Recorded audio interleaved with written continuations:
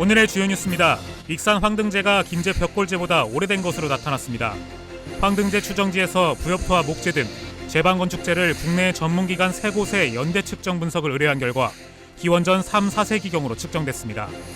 이는 국내에서 가장 오래된 것으로 알려진 김제 벽골제보다 600년 이상 앞선 것입니다. 새만금 동서도로 행정구역 결정이 초읽기에 들어간 가운데 군산이 새만금 신항에 사활을 걸었습니다. 새만금 지킴이 범시민위원회와 군산시의회 새만금특별위원회는 기자회견을 열고 새만금 신항과 군산항의 원포트 운영 방식을 촉구하고 나섰습니다.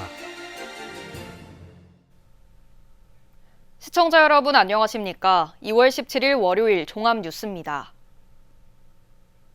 익산 황등제에서 수습된 둑재료를 국내외 전문기관 3곳의 연대 측정 분석을 의뢰한 결과 기원전 3, 4세기경으로 측정됐습니다. 이는 국내에서 가장 오래된 것으로 알려진 김제 벽골제보다 600년 이상 앞선 건데요. 익산시가 한문화 발상지로서의 위상 회복을 위해 올해부터 정비 사업을 본격화하기로 했습니다. 최정호 기자입니다. 23번 국도가 가로지르는 황등 들녘입니다. 지난 2020년부터 1년여에 걸친 발굴 조사를 통해 농수로 인근 부지에서 황등제 흔적을 찾았습니다. 당시 수습된 부엽과 목재 등 뚝 재료를 국내외 전문기관 3곳에 맡겨 연대 측정 분석을 의뢰한 결과 기원전 3에서 4세기경으로 측정됐습니다. 백제시대에 만들어져 국내에서 가장 오래된 것으로 알려진 김제 벽골제보다 600년 이상 더 오래된 겁니다. 거기 나오는 당시에 이제 쓰였던 목재 이런 걸 가지고 분석을 해서 국내 2군데, 일본 1군데 이래서 똑같은 결과가 나왔어요. 한수연대 측정법을 동원했거든요. 그건 누구도 부인할 수 없는 일이죠. 자연과학적 방법이니까. 익산시는 올해부터 정비 사업을 본격화하기로 했습니다. 다음 달부터 3개월간 사업비 1억 원을 들여 600제곱미터에 걸쳐 황등제 2차 발굴 조사를 진행합니다. 또 올해 상반기 추경을 통해 18억 7천만 원의 사업비를 확보해 황등호 역사문화공원 조성에 나설 계획입니다. 공원 전체 규모는 16,000여 제곱미터로 연말까지 기존의 도로관리과 야적장이 옮겨지고 주차장과 방문센터가 들어섭니다. 이와 함께 오는 2033년까지 황등호 복원에 나서기로 했습니다. 전체 복원은 아니지만 7만여 제곱미터 규모로 만들기로 하고 384억 원을 투입할 방침입니다. 올해 토지매입비를 추경에 확보해가지고 주차장 방문센터를 한 다음에 일부 농경지를 매입을 해서 담수를 해가지고 그 황등호의 느낌이 날 수 있도록 그렇게 정비해 나갈 계획입니다. 연대 측정에서 김제 벽골제보다 더 오래된 것으로 드러난 황등제. 익산시가 한문화 발상지로서의 위상 회복을 위해 올해부터 정비 사업을 본격화합니다. KCN 최정호입니다. SK그룹이 투자를 약속한 데이터 센터가 5년째 전혀 진행되지 않으면서 비판의 목소리가 나오고 있습니다. 도의회 경제산업건설위원회는 지난 14일 도 업무계획 보고 자리에서 전북도가 새만금에 SK 데이터 센터를 유치하고도 5년째 진척이 없다며 분발을 촉구했습니다. 그러면서 송변전 설비 구축이 이루어지지 않으면서 사실상 멈춘 상태라며 실효성 있는 대책을 촉구했습니다. SK그룹은 지난 2020년 새만금에 2조 원을 투입해 데이터 센터와 창업 클러스터를 구축하기로 했습니다. 다음 달 5일 치러지는 전국 첫 새마을금고 이사장 선거에 공식 후보 등록이 진행됩니다. 전북자치도 선거관리위원회는 내일 오전 9시부터 모레 오후 6시까지 후보 등록이 진행된다고 밝혔습니다. 선거구는 도내 51곳이며 익산 10곳, 군산 3곳 등입니다. 등록을 마친 후보자는 오는 20일부터 선거일 전날까지 선거운동을 할 수 있습니다. 전북도가 육아 친화적인 업무 환경을 위해 주 4일 출근제를 시행합니다. 전북도는 저출생 극복을 위해 8세 이하 또는 초등학교 2학년 이하 자녀를 둔 공무원이 주중 하루를 선택해 쉴 수 있도록 하는 출근제를 다음 달부터 본격 운영합니다. 대상은 도청에서 근무하는 공무원이며 전체 2천여 명 가운데 10%가 해당될 것으로 예상됩니다. 전국 최초로 김육상 양식에 성공한 전북도가 추가 기술 개발을 위한 국가사업 공모에 대응합니다. 지난 2022년부터 풀무원과 육상김 양식 공동연구를 진행하고 있는 전북도는 하반기 이후 예상되는 해수부의 R&D 공모에 도전할 계획입니다. 도는 이를 위해 산학연구연합체를 구성하고 경제성 확보와 표준 양식법 개발 등 구체화할 예정입니다. 공모에 선정되면 국비 350억 원을 지원받아 지속 가능한 우량김 종자 생산과 육상 양식 기술 개발이 가능해집니다. 소상공인들이 배달과 택배비 지원을 받을 수 있게 됐습니다. 중소벤처기업부는 올해 한시적으로 최대 30만 원까지 배달 택배비를 지원합니다. 지원을 받으려면 지난 2023년 또는 지난해 연매출액이 1억 400만 원을 넘지 않아야 합니다.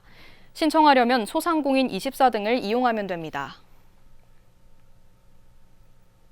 정원율 익산시장이 내년 국가예산을 확보하기 위해 본격 활동에 들어갔습니다. 정원율 시장은 기획재정부 예산실을 찾아 소상공인 연수원 건립, 동물용 의약품, 임상시험 지원센터 구축 등 여러 사업에 대한 예산 반영을 건의했습니다. 익산시는 전북도와 국회의원 등과 함께 협력 체계를 구축해 예산 확보 활동을 전개해 나간다는 방침입니다. 더민주 군산혁신회의 공동대표로 강태창 도의원과 유철규 민주평통자문위원이 선출됐습니다. 군산혁신회의는 지난 14일 45명이 참석한 가운데 결성식을 갖고 이같이 공동대표를 선출했습니다. 군산혁신회의는 군산 27개 읍면동별 혁신회의를 구성하는 데 박차를 가할 방침입니다. 또 정당 혁신과 정권 교체를 위해 시민들과의 소통을 강화해 나갈 계획입니다. 새만금 동서도로 행정구역 결정이 초읽기에 들어간 가운데 군산이 새만금 신항에 사활을 걸었습니다. 새만금 지킴이 범시민위원회와 군산시의회 새만금 특별위원회는 오늘 기자회견을 열고 새만금 신항과 군산항의 원포트 운영 방식을 촉구하고 나섰습니다. 모형숙 기자입니다. 새만금 신항과 김제 진북면을 잇는 동서도로. 지난 2020년 개통된 이후 4년여 만에 행정구역이 정해질 것으로 보입니다. 행안부 중분위는 오는 21일 회의를 열고 동서도로 행정구역을 김제로, 새만금 신항 방파제는 개항 이전에 결정할 것으로 알려졌습니다. 지금 동서도로가 지금 준공이 돼서 지금 차량이 운행되고 있습니다. 그래서 이 관할권 때문에 행정안전부 중앙분쟁조정위원회에서 지금 계속 다뤄졌는데 지난 12월 20일 날 거기에서 최종적으로 중앙분쟁조정위를 열었는데 거기에서 동서도로가 김제 쪽으로 넘어갔다는 지금 확인이 지금 이루어지고 있습니다. 그래서 그 결과는 21일 날 발표하는 걸로 되어 있습니다. 이후 방조제에 이어 동서도로까지 김제에 뺏기게 되면서 군산이 새만금 신항 사수에 사활을 건 분위기입니다. 군산은 신항 관할권 결정에 앞서 먼저 운영권을 요구하고 있는 상황. 운영 방식이 군산으로 정해지면 신항 행정구역 결정에 유리하게 작용하기 때문입니다. 신항과 군산항을 따로 운영하면 한정된 물동량을 두고 유치를 위한 출혈 경쟁이 불가피하다는 경제성을 들어 원포트 운영 방식을 주장하고 있습니다. 때문에 신항 운영 방안에 대해 합의점을 찾은 전문가 자문위원회의 의견을 해수부에 전달하지 않은 전북도에 대한 압박도 점차 강해지고 있는 상황. 자문회의 결과는 새만금 신항은 군산항과 통합관리 체계로 운영해야 한다는 결론이 도출된 것으로 알려져 있고 도의사 또한 비공식으로 해수부에 의견을 냈다고 하며 그 결과를 인정하고 있습니다. 새만금 지킴이와 군산시의회 새만금 특별위원회는 중분위 회의 다음 날인 오는 22일 롯데마트 앞에서 범시민대회를 개최할 예정입니다. 관할 결정이 초읽기에 들어간 새만금 동서도로, 군산이 신항 사수에 사활을 걸었습니다. KCN 모영숙입니다. 군산지방해양수산청이 올해 군산항 물동량을 지난해보다 5% 더 높게 유치할 계획입니다. 군산해수청은 올해 물동량을 지난해 2,284만 톤보다 116만 톤 많은 2,400만 톤을 유치하기로 했습니다. 또 이달 안에 군산항 중량물 야적장을 준공하고 오는 7월에는 항로와 박지준설을, 9월에는 새만금 신항 북측 방파 호환과 관리부두를 준공할 예정입니다. 이와 함께 신항만 접근성 확보를 위한 정온도 확보와 방파제 축조 공사를 착공할 예정입니다. 익산 호남 고속도로에서 화물차 3대가 부딪혀 한 명이 심정지 상태로 구조됐습니다. 익산 소방서에 따르면 오늘 오후 1시 2분쯤 호남 고속도로 천안 방향 익산 분기점 인근에서 화물차 3대가 부딪혔습니다. 소방당국은 심정지 상태로 화물 차량에 끼인 1명을 구조했고 다른 화물차 운전자는 가벼운 상처를 입어 병원으로 이송됐습니다. 사고차들이 엉키면서 익산 분기점에서 3례 나들목이 정체됐습니다. 군산 대야면의 한 상가에서 불이 나 2시간 10분 만에 꺼졌습니다.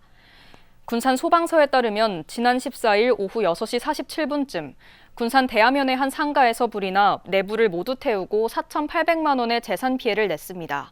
상가에 있던 한 명은 무사히 대피해 인명피해는 없었습니다. 경찰과 소방당국은 목격자 등을 상대로 화재 원인을 조사하고 있습니다. 승선원 변동을 신고하지 않고 출항한 어선이 해경에 적발됐습니다. 군산해양경찰서는 어선안전조업법 위반으로 2.8톤급 어선 A호를 적발했다고 오늘 밝혔습니다. A호는 전날 오전 7시쯤 군산 비흥항에서 출항하면서 승선원을 2명으로 신고했지만 실제로는 선장 1명만 탔던 것으로 확인됐습니다. 해상 검문하던 해경은 이런 사실을 확인하고 군산시에 A호의 행정처분을 의뢰했습니다. 12.3 비상계엄 비선으로 지목된 노상원 전 정보사령관의 수첩에 중요 체포 대상자로 김의겸 전 국회의원이 포함되어 있는 것으로 알려졌습니다. 김의겸 전 의원은 자신의 SNS에 노상원 전 정보사령관의 수거 대상에 문재인, 이재명 대표나 들어가는 A급 체포 대상자에 자신의 이름도 거론됐다며 전직 국회의원인데 A급으로 쳐줬다고 비꼬았습니다. 그러면서 노상원 씨는 서천 사람인데 이웃 사촌이 어떻게 처치하려고 한 건지라며 말끝을 맺지 못했습니다. 이는 앞서 노상원 수첩에 체포 대상이 거론되면서 김 전 의원이 페이스북에 자신의 심정을 드러낸 것으로 분석됩니다. 도내 소외계층을 위한 문화누리카드 지원금이 올해부터 인상됐습니다. 문화누리카드는 소외계층의 문화체험 기회를 늘리기 위한 것으로 기초생활수급자와 차상위 계층은 1인당 14만 원을 지원받아 문화, 예술, 체육, 관광 분야에서 사용할 수 있습니다. 전북자치도는 올해 13만 9천여 명이 지원받을 예정이라고 밝혔습니다. 군산시가 국가보훈 대상자의 보훈수당을 월 8만 원에서 10만 원으로 2만 원 인상을 추진합니다. 군산시는 이 같은 내용의 국가보훈 대상자 보훈수당 지원조례 일부 개정 조례안을 시의회 제출해 내일 열리는 임시회에서 심의할 예정입니다. 개정안은 올해 말까지 광역지자체와 기초지자체 지원액이 전국 평균인 18만 원 이상이 되도록 국가보훈부 참전수당 가이드라인 권고에 따른 것입니다. 한편 익산은 참전유공자 본인일 경우 12만 원, 보훈수당은 10만 원을 지급하고 있습니다. 군산 조선업재직자 희망 공제 사업으로 조선 근로자들이 목돈을 마련할 수 있게 됐습니다. 군산시에 따르면 조선업 근로자들이 매월 8만 원씩 적립하고 3년이 지나면 800만 원의 공제금과 약정이자를 받을 수 있다고 밝혔습니다. 대상 근로자는 현대중공업 군산조선소 15개 사내협력사 재직 근로자 414명입니다. 공제 사업은 오는 26년 6월까지 추진됩니다. 계속해서 전북권 뉴스입니다. 부안군의회는 서남권 해상풍력 송전선로 건설 사업에 대한 군민 의견을 수렴하는 토론회를 오는 21일 부안군청에서 개최한다고 밝혔습니다. 토론회에서는 찬반 여론이 첨예한 해상풍력 송전선로 설치 문제를 두고 전문가와 군민의 다양한 의견이 오갈 것으로 보입니다. 정부는 고압 송전선로 설치를 검토 중이지만 군민들은 지역 보건과 관광산업에 미칠 악영향을 고려해 이 사업에 적극적인 반대 의사를 내비치고 있습니다. 전북특별자치도교육청의 교육활동 보호를 위한 교원 법률 지원이 대폭 증가한 것으로 나타났습니다. 전북교육인권센터에 따르면 지난해 교원보호공제를 통한 법률비 지원은 보상 건수 24건, 보상금액 1억 1,560만 원으로 집계됐습니다. 이는 전년도 보상 건수에 비해 각각 12배, 24배 늘어난 것입니다. 도교육청은 지난해 4월부터 교원 배상 책임을 기존 민간보험사에서 학교안전공제회로 이관하고 보상 범위를 민사소송 지원 등으로 확대하면서 보상 지원이 늘어난 것으로 분석했습니다. 국립공원공단 변산반도 국립공원사무소는 변산반도의 깃대종인 변산바랍꽃과 복수초, 노루리 등 봄꽃이 꽃망울을 터뜨리기 시작했다고 밝혔습니다. 변산바람꽃은 변산반도에서 처음 발견돼 이름이 붙은 우리나라 특산종으로 계곡이나 깊은 숲속에서 자랍니다. 변산바랍꽃 자생기가 탐방객 접근이 어려운 곳에 있는 점을 고려해 탐방로 인근에 대체 서식지를 조성해 개방하고 있습니다. 지금까지 전북권 뉴스 금우빈입니다. 지난달 도내 고용률은 떨어지고 실업률은 상승한 것으로 나타났습니다. 통계청에 따르면 지난달 도내 고용률은 60.6%로 지난해 같은 기간과 비교해 0.6%포인트 하락했습니다.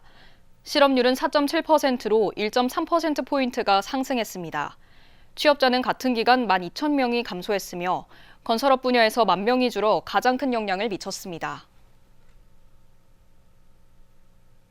전북자치도가 반려동물 유기 예방을 위해 내장형 등록 사업을 확대합니다. 내장형 등록은 무선 식별장치를 반려동물에게 삽입하는 겁니다. 전북자치도는 지난해 9억 원에서 올해는 14억 원으로 늘려 사업을 확대하기로 했습니다. 한편 지난해 도내에서 발생한 유기동물은 8,700여 마리로 전국의 8.2%를 차지하고 있습니다. 군산시가 오는 18일부터 외국인 주민 지원센터를 본격 운영합니다. 센터에서는 생활정보 안내 및 상담, 통번역 서비스 지원, 사회통합 프로그램 운영, 지역문화체험 프로그램을 제공할 계획입니다. 사회통합 프로그램에서는 한국어와 한국문화를 교육받을 수 있습니다. 프로그램을 이수하면 체류 자격 신청 시 점수 부여와 한국어 능력 입증 면제 혜택이 주어집니다. 익산시가 경로당의 문화여가 프로그램을 진행합니다. 시는 지역 내 경로당 114곳에 다양한 프로그램을 지원해 노년 생활의 활기를 찾을 수 있도록 하겠다고 밝혔습니다. 프로그램은 익산시 노인종합복지관이 38명의 강사를 파견해 주 1회 모두 16차례 진행됩니다. 프로그램은 노래, 율동, 치매 예방, 요가 등 다양하게 이루어집니다. U15 군산시민축구단이 금석배 중학생 축구 조별 예선 두 번째 경기에서도 패해 16강 진출에 실패했습니다. 군산시민축구단은 지난 15일 대하국민체육센터에서 열린 조별 2차전에서 전남 강진군 청자 FCU 15에 0대2로 졌습니다. 이로써 조별 예선 2연패를 기록하면서 남은 한 경기에서 승리를 거두더라도 본선 16강 토너먼트 진출이 어렵게 됐습니다. 승점이 같을 경우 팀 간 승자 승에 따라 순위를 결정하기 때문입니다. 다음은 우리 동네 소식입니다.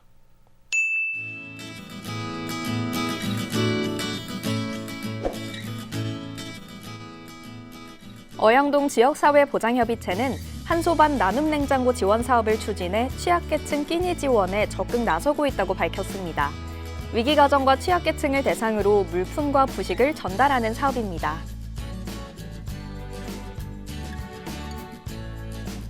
군산시가 재가 발달장애 성인을 대상으로 하는 맞춤형 평생교육 프로그램 마음쉼 사업참여 수강생을 모집합니다. 이 프로젝트는 원예, 미술, 음악, 보드게임 총 4개 활동을 운영하고 지역사회 참여에 대한 기회를 제공합니다.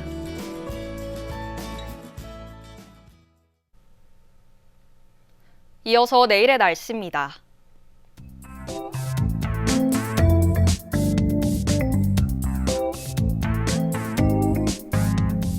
내일 전북은 대체로 맑은 가운데 전북 동부는 영하 10도까지 내려가겠습니다.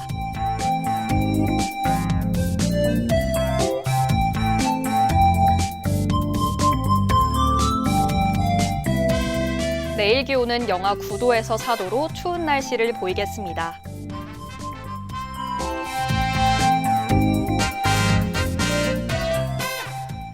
군산은 대체로 맑은 가운데 낮 최고 기온 1도까지 오르겠습니다.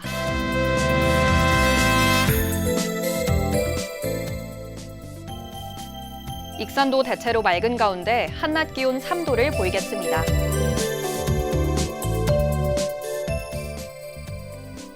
바다의 물결은 앞바다 최고 3m, 먼바다 최고 3.5m로 다소 높게 일겠습니다. 날씨였습니다.